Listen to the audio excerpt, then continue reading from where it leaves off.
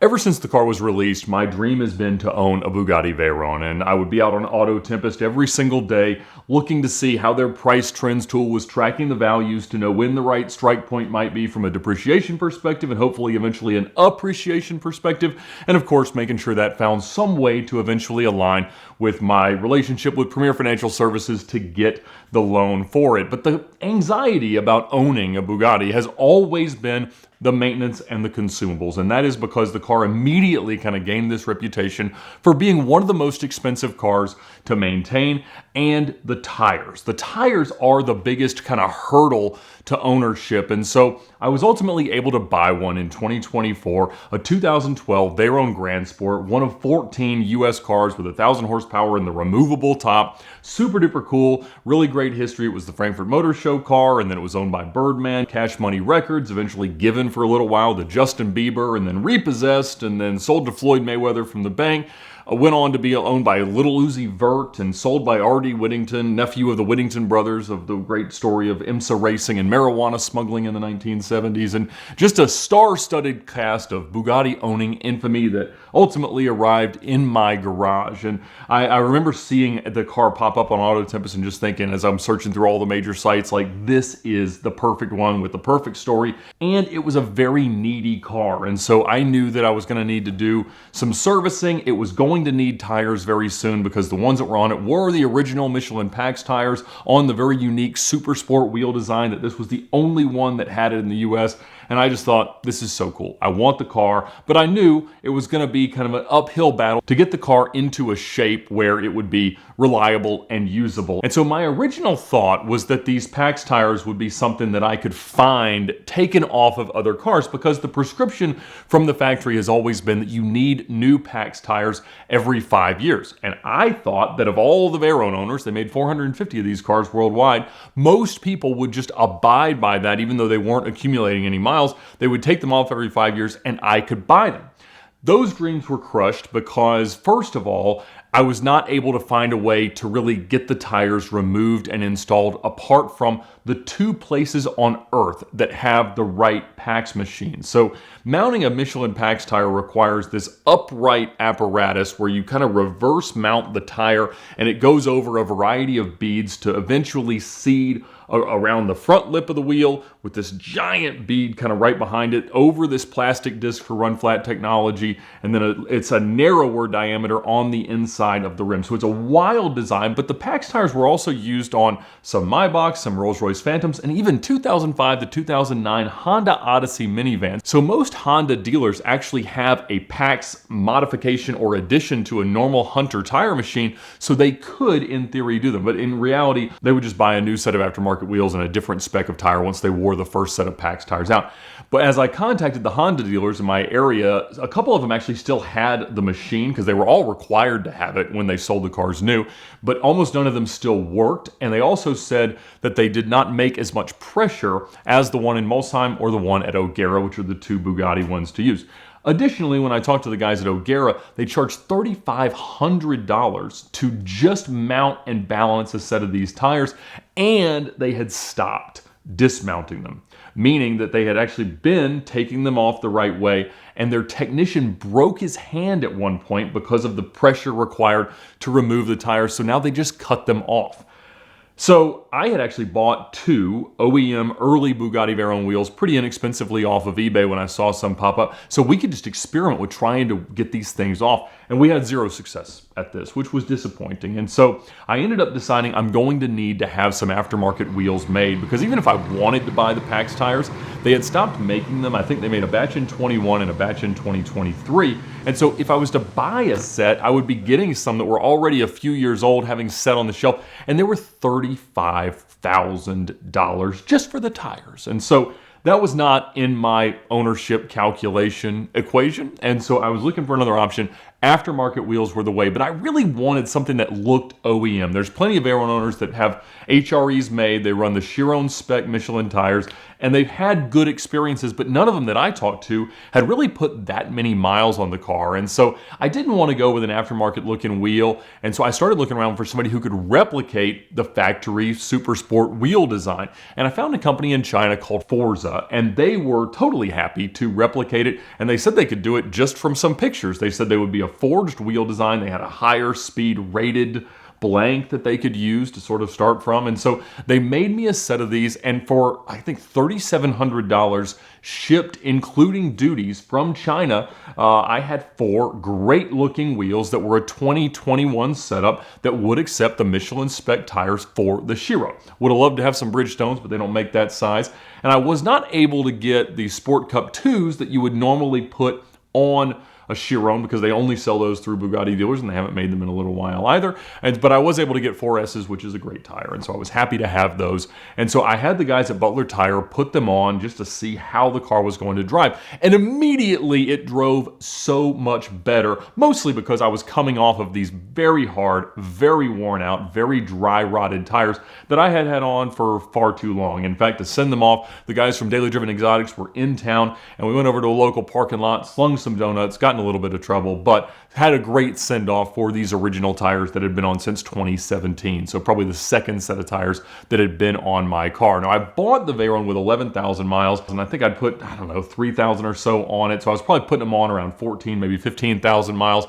And it drove so much better, primarily just because it was on new tires. New tires always drive better. Now, my concern was obviously rubbing and fitment and everything else, but we felt like we had gotten it pretty close. We ended up being a little overly aggressive on the offset for the first set of wheels that went on. And so actually they were very excited to make me another set for free. And so they sent those along, and the next set, the fronts fit perfectly. They had actually adjusted the offset in the rear a little much, and so those were rubbing on the calipers. So we went back with the original sets of rears, and I had a great set with a spare set that didn't fit of these replica wheels. And they looked perfect. I mean, they looked better than my 3-time repainted original wheels that I'd had on the car. And the theory had always been that Bugatti was going to work on kind of a solution for Veyron owners to be able to have a better tire setup that just made the cars a little easier to use, own, and maintain.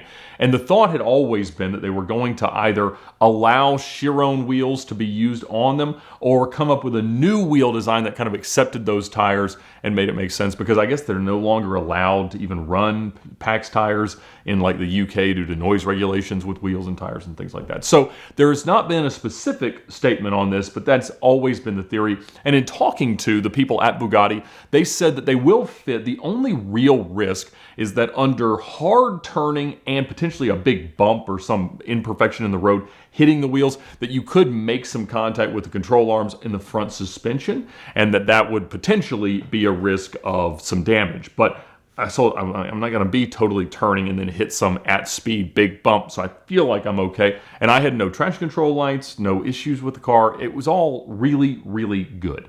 But I always had this underlying curiosity that I'm driving around like a 4,400 pound car with 1,000 horsepower on some $400 a piece wheels out of China. Like, is this actually safe? And I talked to a friend of mine named Adam Barrett, and he is a reliability engineer, and he owns a company called Apex Ridge, generally based out of the Boston area. And I contacted him. I said, how would I quality test these wheels? And he had a spectrum of ideas, but he had actually just been finishing a book called The Perfect Vibration Test. And he said, a vibration table is the perfect way to test long-term wear on anything. And so he got me in touch with Dan at Unified Global Packaging, a lab that he does a lot of work with, and he has like the ultimate of vibration tables. This thing's worth like $2+ million. And he's like, send me one of each wheel, and I actually had 2 of each wheel, 2 OEM Bugatti wheels and 2 of the Chinese wheels, and we can put some testing together to see what the differences are. He also had a friend named Tom from Acorn who was able to do some like graphics and theoretical simulations of what the failure points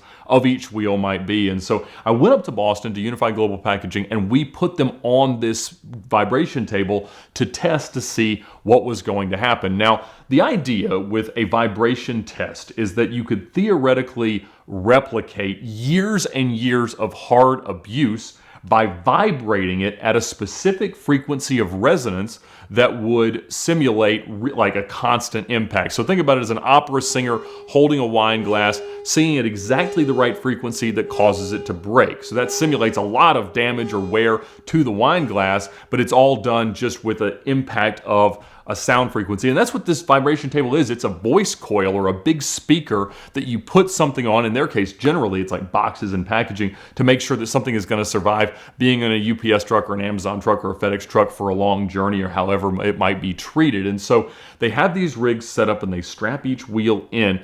And the first thing that you do is diagnose the resonant frequency. And what that means is that when you get to a certain frequency, the thing will start to vibrate really, really badly. And they can see that based on the accelerometers that they strap to the sides of these wheels. And so the first test was really just, what is that resonant frequency? And for the OEM Bugatti wheel, it was about 200 hertz. And for the Chinese replica wheel, it was about 400 hertz. Now, there's a way of looking at resonant frequencies as a stiffness to weight ratio. So something that is more stiff but weighs less has a higher resonant frequency.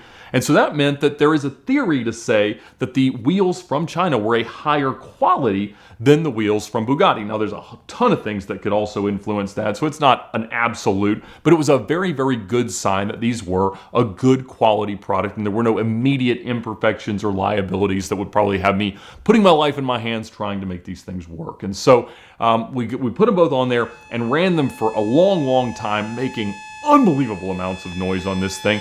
And neither of them cracked. Now, they definitely were resonating and vibrating, and it was certainly working, but it would have still taken probably days and days for us to start to see fracturing, which was a good sign, a little bit frustrating from a visual perspective, but we were able to at least have some justification to say these are a good product. And so the next step was to put them on a press. And so we used a 20-ton press right onto the center face of the wheel to see if either of them would start to deform.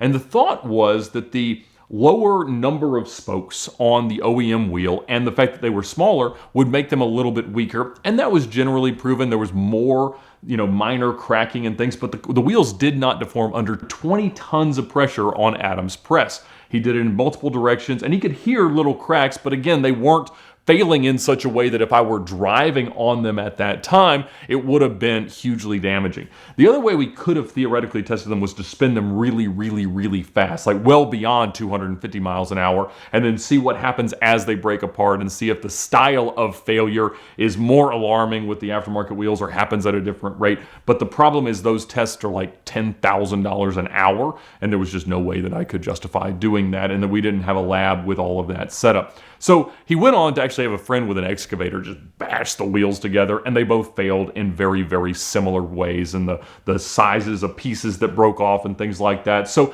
we left without the perfect visual for the perfect vibration test, but we were definitely impressed, and everybody said like there is nothing to be immediately concerned about in the types of testing that we've been doing on either of these wheels. So that was really approval to move forward and have more fun. And that was very timely because I've been talking to the guys from Supercar Owners Circle, which was recently acquired by DuPont Registry, and they've been doing more US-based events. And so during Monterey Car Week, I actually went to their first US-based event, and we did kind of a rally around the Monterey area and ended up at Motorlux, Haggerty's event there with their Broad Arrow auction, and they had the Victoria's Secret Diablo on display. It was great to see it alongside Zondas and F40s and F50s and Koenigsegg's and everything else, because that is definitely the company that this car deserves. And so they are doing their second event. It was coming up in a few days, and it was at the Titusville Runway, which is a 5-kilometer runway near the Space Coast of Florida, and it is managed by Space Coast Testing. And so Supercar Owner Circle was getting together with them, and they were going to have an event where we could go out and test our cars up to a theoretical top speed. Now, they do set it up so like you do a half a mile, then you kind of do a mile, and maybe you go a little bit further, but there was some rain coming. But I drove down to the Orlando area, and on the way I stopped by Freddie Tavares Hernandez's shop to let him look over the car. It was the first time I'd had it in that area in a while, and he loves it. He's obviously obviously we both talked for years about different Veyron projects and trying to rebuild the Andy House car and other stuff like that. But he loved it, looked around it, and said he didn't see anything immediately on the car that looked like it was going to fall apart. Fortunately, a month or two prior, I had Houston Crosta's guys go through and redo the axle boots because those were leaking pretty badly, just grease everywhere. The car was driving fine, and we had also had it serviced up this year at Bugatti Broward. They had agreed to do spark plugs and coils and some other fluid changes and the next time I was down there, and so that was all complete. So as much as I could understand it, there was really nothing else that the car needed in order to be ready to go as fast as I might want to. And so I got there to the runway, and of course rain just keeps blowing through, and I mean, you're talking about a 3-mile runway. There's weather in different ways on each side of it, and so we make a couple of runs, just about a half a mile, and I'm pretty easily getting the car up to about 180 miles an hour. Now the question was always the speed key, right? So when I bought the car, I literally got nothing with it. I got one key, and I knew that there was a spare key somewhere and that the speed key was somewhere, and I had seen pictures that little Uzi Vert had like bedazzled it and turned it into a necklace, and so I was looking for it, and actually a guy approached me to sell me some of the stuff, including the speed key, but it was not for my car. But when I had bought the car, I told the guys at Bugatti Broward, I really want to have a speed key, so they had ordered me one that had eventually come in, but it actually it wasn't like a replacement key, it was a new key with a new cylinder, which I guess is a Touareg airbag key. So anyway, I had that, and it would work. Now, what I mean by work is that it would tell me that it was in top speed mode, but there's a ton of conditions that have to be met in order for the car to be able to go into top speed mode. That is like the steering wheel is not heavily turned, the roof is on if it's a Grand Sport, which took me some challenges to figure out because it doesn't tell you why it won't, it just wouldn't go into it.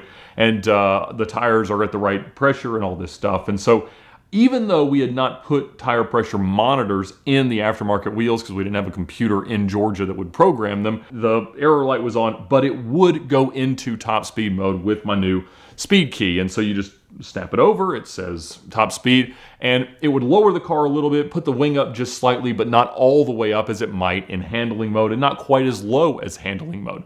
But on that first run, even though I was in top speed mode, when I got to about 150 miles an hour, it went into handling mode. So it starts dropping the suspension and it throws the wing up, also to have it available as an air brake whenever you might want to stop. And so I wasn't exactly sure what was happening there. There was no real way to know. Also on the first run, it threw an EGT error and a misfire on cylinder 14. So we were not exactly off to a great start, but the guys from Bugatti Broward were there. They were able to plug it in, clear everything, and they said, it probably is just the car waking back up to being pushed that hard for the first time in a while. So even though I had driven it a whole lot of miles this year, I don't think I'd really gone over about 150 or 160 miles an hour. So trying to chase 200 and that long of a sustained full throttle acceleration, it got a little bit upset. But once it was cleared, it never did anything like that again. We got to do another run, got up to about 190.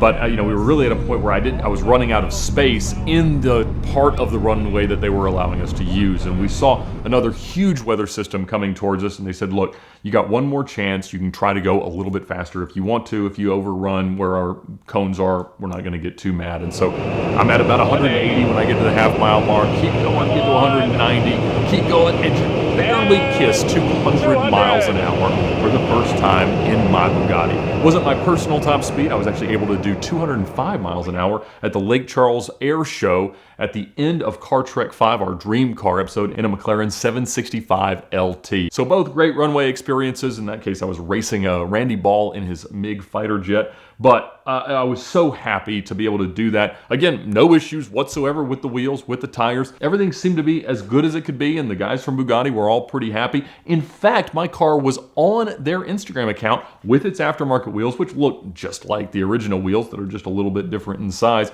And so it's so super cool to see that happening, and it has made the ownership so much cheaper and so much more enjoyable for me in the car. I gotta say, now that I'm up to like 8,500, 9,000 miles that I've put on the Bugatti in the last year and a couple months, I love it more and more every single time that I drive it. It is the right dream car, the right hero to meet, and I am ready for the next 20,000 miles because I cannot see anything replacing it anytime soon. I'm at the Lars Anderson Auto Museum, home of America's oldest car collection, and they are holding a raffle where one of you is going to win this Porsche 992. You can enter at the link in the description below, and you will have an amazing car, but much more importantly, you'll be helping keep America's car culture alive. The Lars Anderson Auto Museum is the hub of New England car culture, and that is why every week here on the grounds, there's something amazing happening. So if you're in the Boston area, come say hey, and either way, enter to win this thing, because it's awesome.